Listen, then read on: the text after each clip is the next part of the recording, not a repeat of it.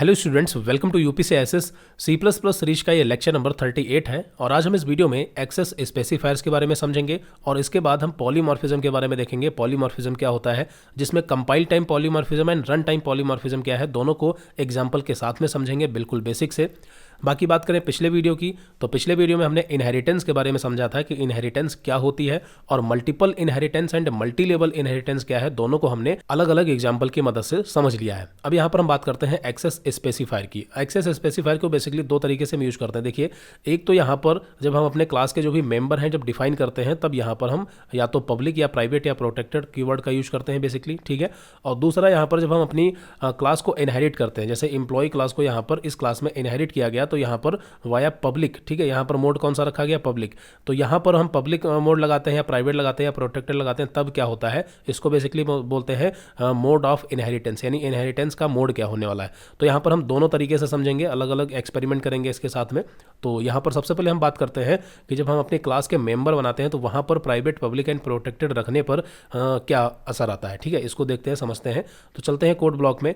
यहाँ पर ये बैच 1 नाम की क्लास है जो कि हमने पिछले वीडियो में बनाई थी। ये 2 आईडी है, इसको एक काम करते हैं, क्लीन करते हैं, ठीक है। ये सब हम समझ चुके हैं पिछले वीडियो में अच्छे तरीके से। तो अभी यहाँ पर हमने कोड जो है वो क्लीन कर लिया है। ये यहाँ पर देखिए बेसिक कोड है। बेसिक कोड में यहाँ पर एक बैच 1 की क्लास बनी है और ये बैच 2 की क्लास बनी है और बैच 1 को हमने बैच 2 में इनहेरिट कर रखा है। हालांकि यहाँ पर बैच 1 या बैच 2 में कोई भी यहाँ पर मेथड या फंक्शन नहीं है, ठीक है, अभी हमें उसकी जरूरत नहीं है।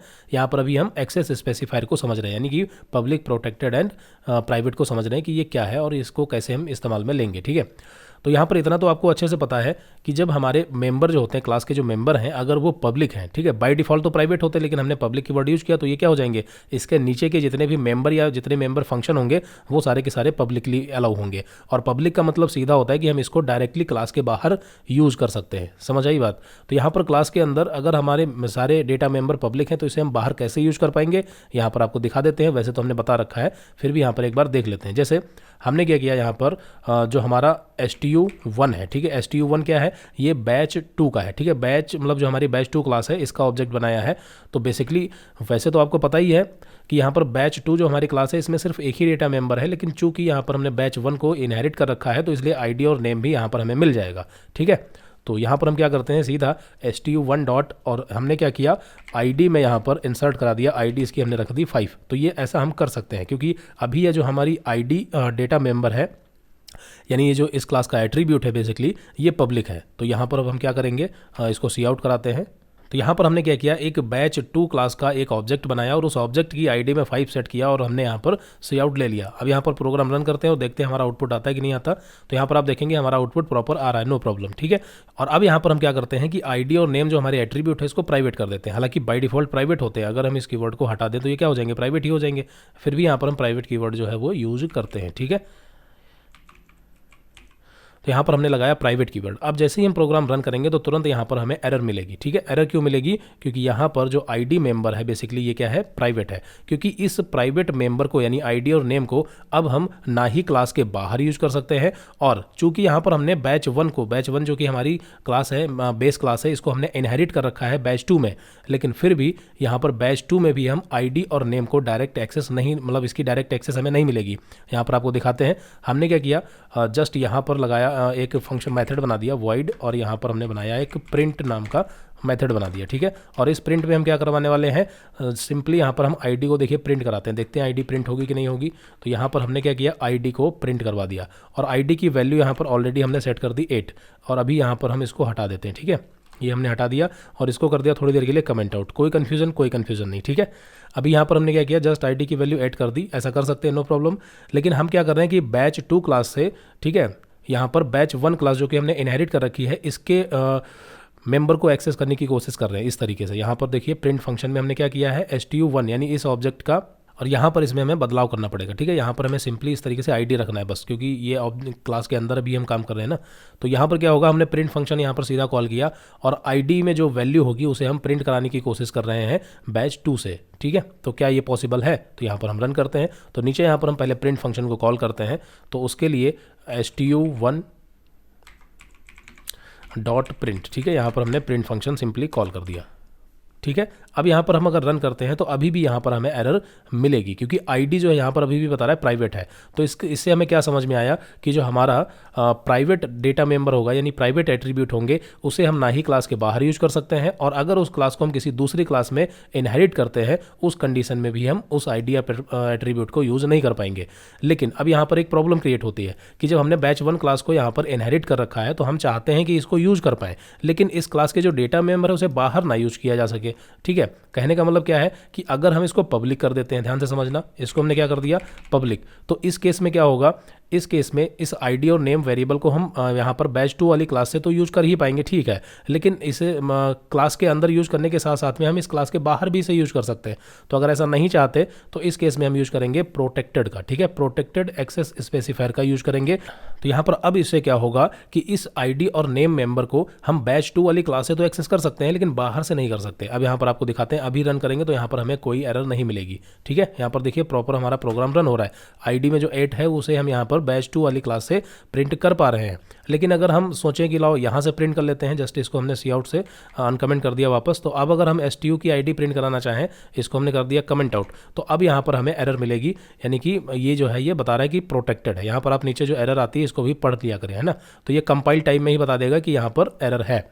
और अगर इसको हम पब्लिक कर दें वापस से, जैसे यहाँ पर अभी हमने फिर से पब्लिक कर दिया, तो इस केस में यहाँ पर अभी क्या होगा कि हम इस आईडी और नेम को क्लास के बाहर से भी एक्सेस कर सकते हैं, और अगर इसे हम किसी क्लास में इनहेरिट करते हैं तो वहाँ पर भी एक्सेस कर सकते हैं। ठीक है, यहाँ पर रन किया, देखिए आराम से, कोई दिक्कत नहीं, नो प्रॉब्लम। तो उम्मीद करते हैं कि यहाँ पर आपको पब्लिक, प्राइवेट एंड प्रोटेक्टेड तीनों ही एक्सेस स्पेसिफायर का मतलब समझ में आया होगा। हमने अलग अलग एक्सपेरिमेंट से आपको बता दिया है। ठीक है, अब बाकी और भी आप एक्सपेरिमेंट अपने आप से कर सकते हैं। अब यहाँ पर हम बात करते हैं मोड ऑफ इनहेरिटेंस की, यानी कि जब यहाँ पर हम एक क्लास को दूसरे क्लास में इनहेरिट करते हैं तो यहाँ पर जो हमारा मोड होता है इनहेरिटेंस का, यहाँ पर पब्लिक, प्राइवेट एंड प्रोटेक्टेड का क्या मतलब होता है। ठीक है, तो पहली चीज़ तो यहाँ पर आपको एक चीज़ दिमाग में रखनी ही रखनी है, वो क्या कि अगर यहाँ पर जो हमारी बेस क्लास है, बेस क्लास यानी कि पेरेंट क्लास है, अगर इसमें डेटा मेंबर या एट्रीब्यूट हमारे पब्लिक है, ठीक है, पब्लिक है, तो इसका मतलब सीधा होगा कि इसे हम दूसरी क्लास में भी यूज कर सकते हैं और क्लास के बाहर भी यूज कर सकते हैं। लेकिन अगर ये प्राइवेट हुई, क्या हुई, प्राइवेट, तो इस केस में हम किसी भी तरीके से, ठीक है, बिना किसी गेटर या सेटर मेथड के हम डायरेक्टली यहाँ पर किसी भी क्लास के अंदर जहाँ पर हमने इसको इनहेरिट कर रखा है वहाँ पर भी यूज़ नहीं कर पाएंगे अगर प्राइवेट है इस केस में, और बाहर भी नहीं यूज़ कर पाएंगे। इस चीज़ का ध्यान रखना है। यहाँ पर मोड हमारा कोई भी हो, इससे फ़र्क नहीं पड़ता। ठीक है, मोड की बात यहाँ पर तब होती है जैसे अभी यहाँ पर हमारे जो डेटा मेंबर हैं बेसिकली आईडी और नेम, ये क्या है, यहाँ से पब्लिक है, यानी बेस क्लास से पब्लिक है, लेकिन हम चाहते हैं कि जब इन डेटा मेंबर को हम बैच 2 वाली क्लास में इनहेरिट करें तो यहाँ पर ये क्या हो जाए, प्राइवेट या फिर प्रोटेक्टेड हो जाए। तो इस केस में हम क्या कर सकते हैं, यहाँ पर इसे हम प्राइवेट में रख सकते हैं। जैसे यहाँ पर हमने क्या कर दिया, प्राइवेट कर दिया। ठीक है, तो अभी हमने क्या किया, मोड ऑफ इनहेरिटेंस रखा प्राइवेट। तो इस केस में क्या होगा कि यहाँ पर तो ये आईडी और नेम क्या है, पब्लिक है, लेकिन जो बैच 2 की क्लास बनी है और ये आईडी और नेम दोनों ही एट्रीब्यूट जब इसके अंदर यहाँ पर इनहेरिट हुए, तब इस केस में ये आईडी और नेम क्या हो जाएंगे, प्राइवेट हो जाएंगे। ठीक है, अब पता कैसे चलेगा, तो यहाँ पर देखते हैं। तो उसके लिए हम क्या करते हैं, अब यहाँ पर हमने मोड ऑफ इनहेरिटेंस क्या रखा है, प्राइवेट। अब यहाँ पर अगर हम stu1.id यानी कि जो हमारा stu1 ऑब्जेक्ट है ये बैच 2 क्लास का बना है, बैच 2 क्लास का अगर हमने बनाया है तो बैच 2 क्लास के जरिए यहाँ पर हम आईडी को डायरेक्ट एक्सेस इसकी नहीं ले सकते। यहाँ पर रन करते हैं तो देखिए हमें एरर मिल रही है। ठीक है, एरर इसलिए मिल रही है क्योंकि ऑलरेडी यहाँ पर जो हमारा आईडी मेथड है वो पब्लिक तो है, लेकिन मोड ऑफ इनहेरिटेंस में इसे हमने प्राइवेट एक्सेस दी है। ठीक है, मतलब प्राइवेट इसे इनहेरिट करवाया है, तो इस केस में यहाँ पर हम डायरेक्टली आईडी को एक्सेस नहीं ले सकते। अगर यहाँ पर हम इसे वापस पब्लिक कर दें तो नो प्रॉब्लम, यहाँ पर हम कर सकते हैं ऐसा। अब पब्लिक करने से क्या हुआ कि आईडी और नेम दोनों ही मेंबर यहाँ पर हमें एज अ पब्लिक मिल गए, और फिर हम यहाँ पर बैच 2 क्लास का जब ऑब्जेक्ट बनाएंगे तो इसे हम पब्लिकली यहाँ पर डायरेक्ट एक्सेस ले सकते हैं। देखिए यहाँ पर आउटपुट आ रहा है, और जबकि प्राइवेट कर देंगे तो ऐसा नहीं होगा। और अगर यहाँ पर हम प्रोटेक्टेड यूज करेंगे, ठीक है, तो प्रोटेक्टेड के केस में क्या हो जाएगा, फिर ये बात वही हो जाएगी कि क्लास के बाहर तो ये एज अ प्राइवेट काम करेगा, लेकिन जब हम इस क्लास को, सपोज बैच 2 वाली क्लास को अगर हम किसी बैच 3 क्लास में यानी कि मल्टी लेवल इनहेरिटेंस करेंगे तो उस केस में यहाँ पर जो आईडी और नेम ये हमें इस वाली क्लास में इनहेरिट होके मिले हैं। मल्टी लेवल में क्या होगा कि इसके सारे मेंबर अगली वाली क्लास में इनहेरिट हो जाएंगे। तो उस केस में अगर हमने यहाँ पर प्रोटेक्टेड रखा है तब तो आईडी और नेम को हम आगे पास कर सकते हैं, प्राइवेट रखेंगे तो आईडी नेम को हम आगे भी नहीं पास कर सकते, बाहर से तो यूज ही नहीं कर पाएंगे। थर्ड वाली जो हमारी क्लास होगी उसमें भी पास नहीं होगा। उम्मीद करते हैं कि आप समझ पा रहे होंगे। तो यहाँ पर मोड ऑफ इनहेरिटेंस भी आपको समझ में आया होगा। ठीक है, और बाकी यहाँ पर आप प्रैक्टिस अच्छे से करें, सबको समझ में आएगा। जैसा कि हमने एक्सपेरिमेंट करके आपको बताया है, इसी तरीके से आप भी एक्सपेरिमेंट कर सकते हैं, ठीक है। तो कुल मिलाकर के पब्लिक, प्रोटेक्टेड एंड प्राइवेट तीनों का मतलब समझ में आ गया, ठीक है। तो यहाँ पर आपका जो एक्सेस स्पेसिफायर है बेसिकली क्लियर हुआ। अब बात करते हैं पॉलीमॉर्फिज्म की, है ना। तो बेसिकली यहाँ पर पॉलीमॉर्फिज्म का मतलब होता है बहुरूपक, ठीक है। बहुरूपक यानी कि जिसकी मैनी फॉर्म्स, ठीक है, जिसकी एक से ज़्यादा फॉर्म होती है उसे हम मैनी फॉर्म या फिर पॉलीमॉर्फिज्म कह सकते हैं। जैसे हमने फंक्शन ओवरलोडिंग पढ़ रखा है, ठीक है। फंक्शन ओवरलोडिंग में क्या होता है कि जस्ट हमने एक एफ नाम का एक फंक्शन बनाया, और अगर हमने सेम स्कोप में, जैसे इसका रिटर्न टाइप क्या है, इंट है, और सेम स्कोप में अगर हमने दूसरा एक इंट टाइप का एफ नाम का सेम फंक्शन बना दिया, तो इस केस में क्या होगा कि यहाँ पर हमें एरर मिलेगी, ठीक है। और अगर हम यहाँ पर डेटा टाइप चेंज करते हैं, जैसे इसका इंट है तो इसका हमने डबल कर दिया, यानी रिटर्न टाइप इसका क्या कर दिया, डबल कर दिया, या इसमें अगर सिंगल पैरामीटर है तो इसमें डबल पैरामीटर कर दें, या इसमें ये नन पैरामीटराइज्ड है तो इसको पैरामीटराइज्ड कर दें। कुल मिलाकर के दोनों ही फंक्शन अगर सेम स्कोप में है तो दोनों में कुछ ना कुछ चेंजेस होने चाहिए, या तो पैरामीटर का, या रिटर्न टाइप का, या जो हमारे पैरामीटर होते हैं उनके डेटा टाइप का। तो इस कंडीशन में हमें पता है कि ये फंक्शन क्या हो जाएगा, ओवरलोड हो जाएगा, ठीक है। इसके बारे में हमने पढ़ रखा है, फंक्शन ओवरलोडिंग को हमने अच्छे से एग्जाम्पल की मदद से समझ लिया है पहले ही, ठीक है। भूल गए हैं तो आप एक बार रिवाइज कर लें।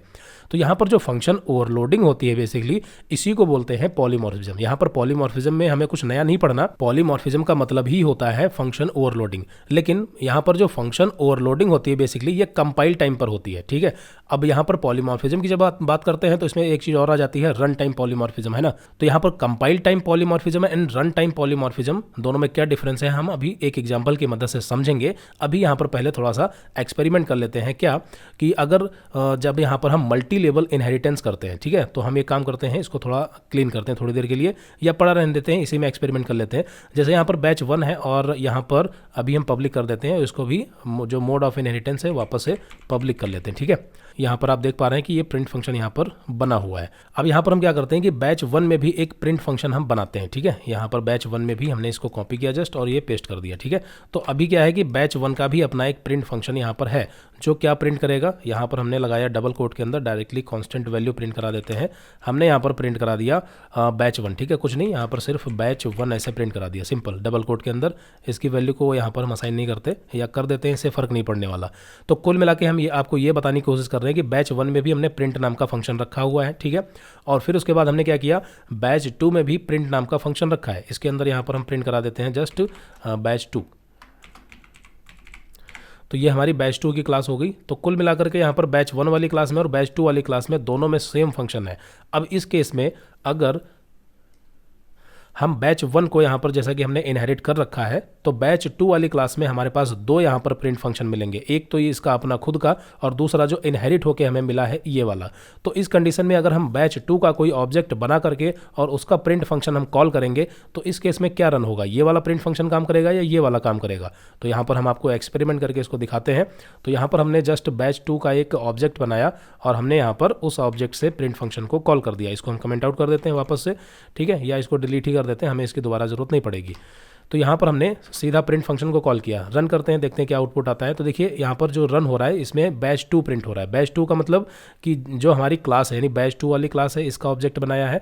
तो जो जिस क्लास का हमने ऑब्जेक्ट बनाया है उसी क्लास का यहाँ पर जो हमारा फंक्शन है वो रन हो रहा है, ठीक है, बात समझ में आई। और अगर यहाँ पर मान लेते हैं कि इस बैच 2 में ये फंक्शन है ही नहीं, तो इस कंडीशन में क्या एरर मिलेगी, नहीं, एरर नहीं मिलेगी। फिर जो हमें इनहेरिट होकर प्रिंट फंक्शन मिला है वही वाला रन हो जाएगा। देखिए यहाँ पर बैच 1 ही रन हो गया, ठीक है। और अगर ये बैच 2 यहाँ पर मतलब इस क्लास का भी सेम नाम से फंक्शन अगर कोई अवेलेबल है तो यहाँ पर यही वाला रन होगा, ठीक है। तो उम्मीद करते हैं कि ये चीज़ समझ आई। अब ये है क्या, तो यही होता है compile time polymorphism. Compile time polymorphism का मतलब क्या कि जब हम प्रोग्राम को कंपाइल करते हैं, कंपाइलर तभी डिसाइड कर लेता है कि इस वाले प्रिंट फंक्शन को कॉल करना है या जो बैच 1 है यानी कि जो हमारी पेरेंट क्लास है उस वाले फंक्शन को कॉल करना है, ठीक है, ये पहले डिसाइड कर लेता है।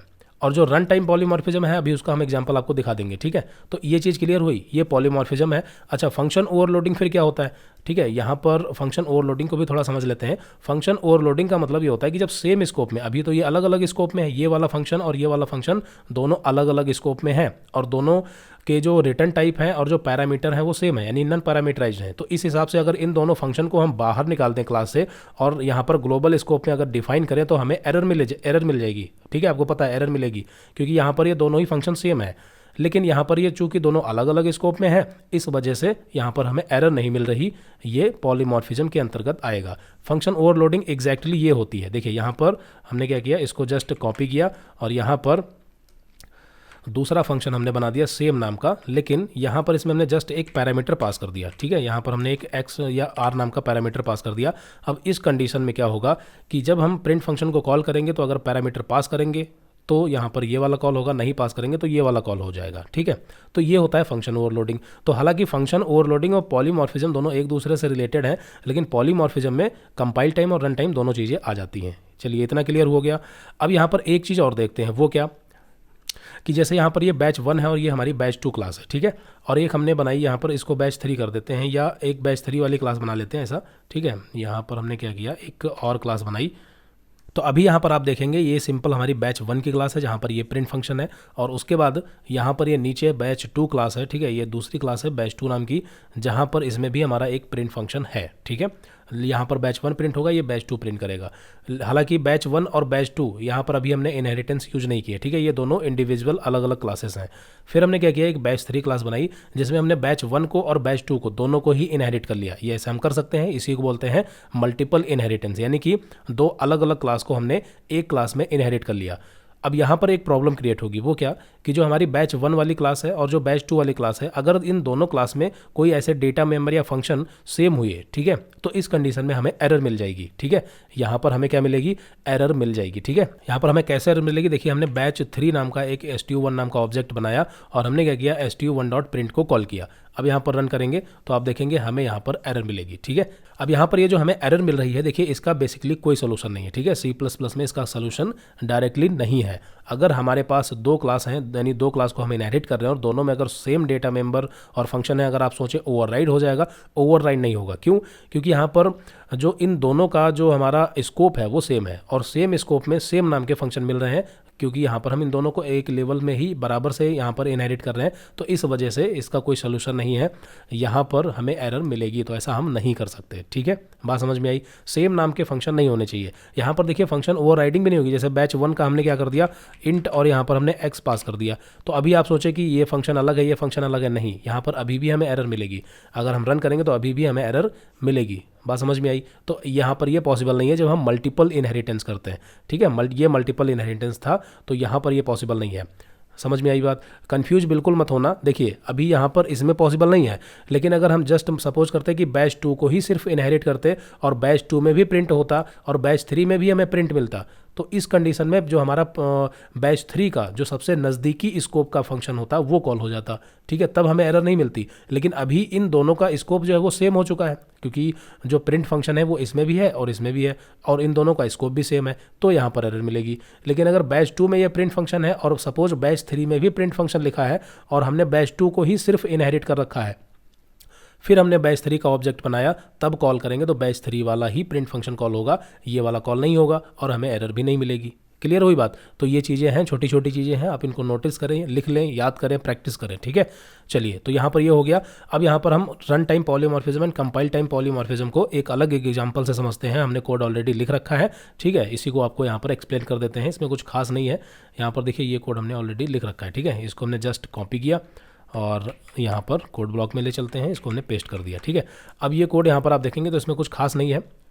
यहाँ पर ये एक क्लास बनाई गई, क्लास ए नाम की, और इसमें यहाँ पर दो फंक्शन है, ऐड नाम के सेम दो फंक्शन है, कर सकते हैं क्योंकि ये कहलाता है हमारा फंक्शन ओवरलोडिंग। इसमें 2 पैरामीटर है, उसमें 3 पैरामीटर है, नो प्रॉब्लम। ठीक है, और हमने सिंपली ये क्लास बनाई जिसके सारे मेथड जो हमारे क्या है, पब्लिक है। ठीक है, आपको पता है कि क्लास ए का जो भी ऑब्जेक्ट बनेगा, तो अगर हम ऐड फंक्शन को कॉल करेंगे 2 पैरामीटर पास करने हैं, इसको अगर 3 पैरामीटर पास करेंगे तो ये वाला कॉल हो जाएगा, और इससे कम ज़्यादा पैरामीटर रखेंगे तो एरर मिल जाएगी। क्लियर हुई बात? फिर यहाँ पर हमने क्या किया कि इसी में एक और प्रिंट फंक्शन यहाँ पर हमने बनाया है, जिसमें यहाँ पर simply class a method is running, मतलब ये ऐसा कुछ प्रिंट करा रहे हैं, इसमें कोई आर्गूमेंट या पैरामीटर नहीं है, तो ये हो गया हमारा प्रिंट। ठीक है, अब नीचे बढ़ते हैं। फिर यहाँ पर हमने क्या किया, क्लास बी बनाई और उसमें हमने क्लास ए को इनहेरिट कर लिया। अब आपको पता है कि क्लास ए को जब इनहेरिट करेंगे तो क्लास ए में क्या है, ऐड नाम के 2 फंक्शन हैं जिनके अलग अलग पैरामीटर, इसमें 2 पैरामीटर हैं, और दूसरा जो ऐड वाला है उसमें क्या है, 3 पैरामीटर है, और एक तीसरा हमारा मेथड है प्रिंट नाम का, और प्रिंट में क्या हो रहा है कि सिंपल कॉन्स्टेंट वैल्यू प्रिंट कराई जा रही है। और फिर हमने क्या किया, यहाँ पर क्लास बी का भी अपना प्रिंट है। ठीक है, यहाँ पर क्लास बी का भी क्या है, अपना प्रिंट मेथड है, तो अब इस कंडीशन में कोई एरर तो हमें नहीं मिलेगी, जस्ट अभी आपको हमने पहले बताया था, क्योंकि क्लास ए को हम इनहेरिट कर रहे हैं तो क्लास ए में भी प्रिंट अवेलेबल है, क्लास बी में भी प्रिंट अवेलेबल है, तो इस कंडीशन में एरर नहीं मिलेगी। लेकिन जब भी हम क्लास बी का ऑब्जेक्ट बनाएंगे तो ये वाला प्रिंट ही कॉल होगा, ठीक है, ये वाला प्रिंट ही कॉल होगा क्योंकि ये नज़दीकी स्कोप में है, और इसी को बोलते हैं रन टाइम पॉलीमॉर्फिज्म, ठीक है, इसको क्या बोलेंगे, रन टाइम पॉलीमॉर्फिज्म। क्योंकि जो हमारा ये ऐड फंक्शन है ना, ये इन दोनों में से कौन सा कॉल किया गया, ये कंपाइल टाइम पॉलीमॉर्फिज्म है। नीचे यहाँ पर आप देखेंगे, जस्ट यहाँ पर समझिए, ए नाम का एक ऑब्जेक्ट बना और हमने उस ऑब्जेक्ट से ऐड को कॉल किया और इसमें 2 पैरामीटर पास किए और इसमें 3 पैरामीटर पास किए। तो जब यहाँ पर हमने इस ऐड फंक्शन को कॉल किया तो यहाँ पर क्या हुआ, कंपाइल टाइम पॉलीमॉर्फिज्म, क्योंकि ऐड नाम के 2 फंक्शन है, लेकिन यहाँ पहले ही डिसाइड हो गया अगर इसमें 2 पैरामीटर है तो 2 वाला कॉल होगा, 3 पैरामीटर है तो 3 पैरामीटर वाला फंक्शन कॉल होगा जो मैच करेगा। तो यहाँ पर ये कंपाइल टाइम पर ही पता चल गया, ठीक। फिर उसके बाद हमने क्या किया, बी क्लास का एक ऑब्जेक्ट बनाया। अब जब बी क्लास का ऑब्जेक्ट बनाया तब हमने प्रिंट फंक्शन कॉल किया, तब यहाँ पर नहीं पता चला, क्यों, क्योंकि अभी जब हमने बी क्लास का ऑब्जेक्ट बनाया तो बी क्लास के ऑब्जेक्ट के पास 2 प्रिंट फंक्शन है, 2 प्रिंट फंक्शन है, सेम, ठीक है, सेम नाम से हैं, सारी चीज़ें फिक्स हैं, मतलब सेम ही है। तब यहाँ पर अगर हम प्रिंट फंक्शन कॉल करेंगे तो इस कंडीशन में कंपाइल टाइम पर ये पता नहीं चलेगा, ये रन टाइम पॉलीमॉर्फिज्म हो जाएगा। कॉल हालांकि नज़दीकी स्कोप का ही होगा लेकिन ये रन टाइम पर ही पता चलेगा। उम्मीद करते हैं कि समझ में आया होगा। तो एग्जैक्टली इस पॉइंट को बोलते हैं रन टाइम पॉलीमॉर्फिज्म और कंपाइल टाइम पॉलीमॉर्फिज्म, दोनों में हमने आपको डिफरेंस बता दिया। रन करेंगे तो देखिए क्लास बी वाला प्रिंट फंक्शन हमारा कॉल होगा, class B method is running, ठीक है, तो ये बात समझ में आई। चलिए, तो यहाँ पर आपका जो है पॉलीमॉर्फिज्म, ठीक है, और एक्सेस स्पेसिफायर, दोनों चीज़ें क्लियर समझ में आ गई, ठीक है। और इस तरीके से यहाँ पर हमारा जो ओप्स का कॉन्सेप्ट है ये हमारा देखिए कंप्लीट होता है। अगर हम एक बार सिलेबस यहाँ पर आपको ओपन करके दिखाएं तो अब यहाँ पर जैसा कि आपको पता है कि लेवल 3 में हम ऑब्जेक्ट ओरिएंटेड प्रोग्रामिंग यानी ओप्स को कंप्लीट कर चुके हैं। तो अब आगे बढ़ेंगे जिसमें यहाँ पर हमें 3 कॉन्सेप्ट और पढ़ने हैं लेवल 3 में। फिर उसके बाद हम डीएसए में एंट्री करेंगे, जिसमें यहाँ पर देखिए फाइल हैंडलिंग बचा है और एक्सेप्शन हैंडलिंग और ऑपरेटर ओवरलोडिंग। तो इसको हम अलग अलग वीडियो में समझ लेंगे, ठीक है। अगली वीडियो में हम फाइल हैंडलिंग को समझेंगे कि फाइल हैंडलिंग क्या होता है और C++ में इसे हम कैसे यूज कर सकते हैं, है ना। चलिए, तो इस वीडियो में इतना ही रखते हैं, मिलते हैं अगली वीडियो में। Okay, so thanks for watching this video.